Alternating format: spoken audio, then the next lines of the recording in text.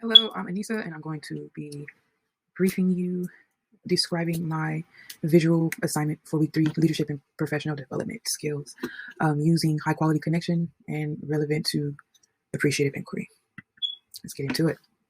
So planning, what was my desired outcome? Who was my target? Action steps for this experiment. I'm going to go over measurements of success. Let's get to it. What was my desired outcome? My desired outcome was to basically use the skills that I've gained over the past few weeks to conduct an experiment with my older brother. I wanted to engage him in high quality connections, respectfully. Like I said, my target is my older brother, Andrew. I call him Andy. He's about 3 years older than I am. My only older sibling. And we have a pretty strong background. That's my only full blood brother or sibling at all. He hasn't always been the best role model. He hasn't always been in my life. He's been in and out of jail for the past decade. He spent a lot of time in jail. And when the occasion he did come home for a year, he was like just very self-absorbed, just very worldly, definitely wasn't focused on me as a sister.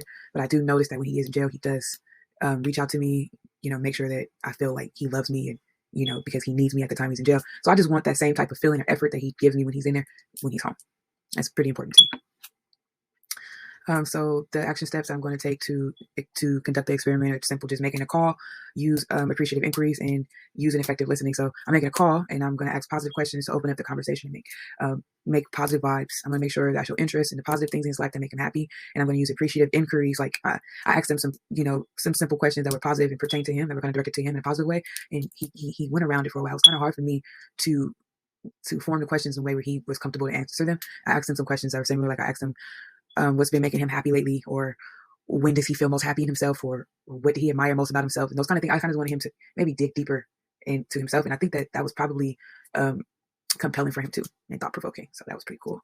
And then effectively listening to his responses was really important to make sure that I really understood what he was saying, and that for him to feel validated and to feel appreciated, I wanted him to understand that I really was listening to him. So I made sure to acknowledge his viewpoints and validate his feelings.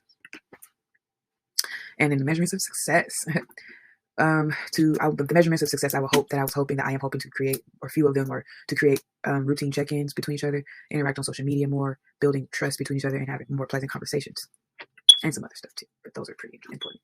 So let us get into the execution. What happened? We did agree to have a weekly lunch. I haven't had a chance to schedule a weekly lunch with him yet. It hasn't been a week yet. But we did agree to communicate on a daily basis. That was 3 days ago. I haven't heard from him since, but I did text him. I've done my part, so I can't. I understand though. He's just got a got a lot going on.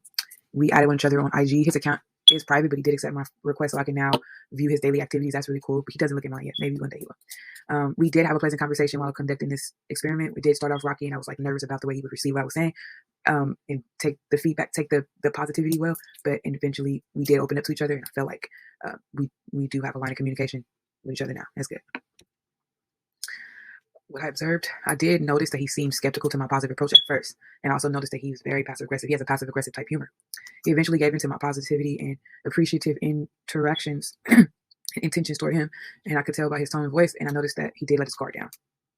And I surprised myself. I was proud of myself for following through and maintaining my positive perspective while conducting this experiment. And I feel like I gathered insight about myself because I stepped outside my comfort zone and I allowed myself to potentially be embarrassed, be scorned, be condemned, to be angry. I did stay focused. I stayed calm. I kept it cute. I stayed classy, and the conversation went well. I felt good about myself when it was all over.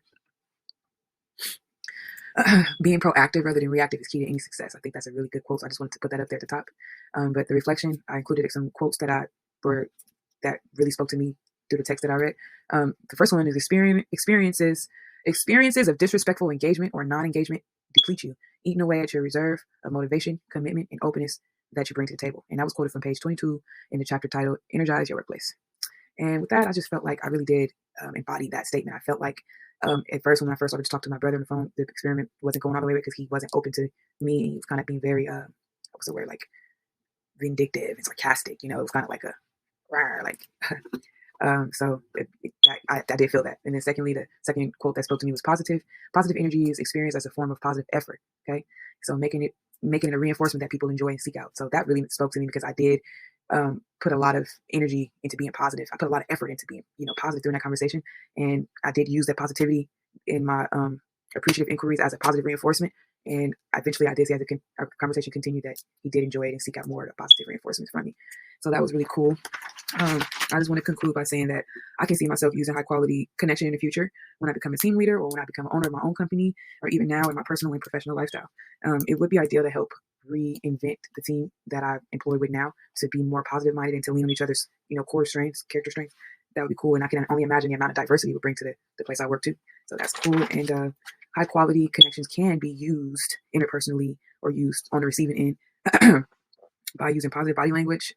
I experienced even over phone, FaceTime, video, Zoom, using positive body language when communicating, eye contact, being responsive when asked to engage, when actively listening, and choosing to react positively to anything that might, throw you off or anything that you might not agree with or any negative feedback. You can always choose. If you can't control what somebody says, but you can control how you react. So that, and then I felt the relevance of appreciative inquiry while conducting this experiment. I most definitely felt that they went hand in hand while trying to create high quality connections. Using appreciative inquiries was a successful tool that I used to help open my brother up to the path of having a high quality connection with me. So it did work, and I was able to see his demeanor change and be more pleasant.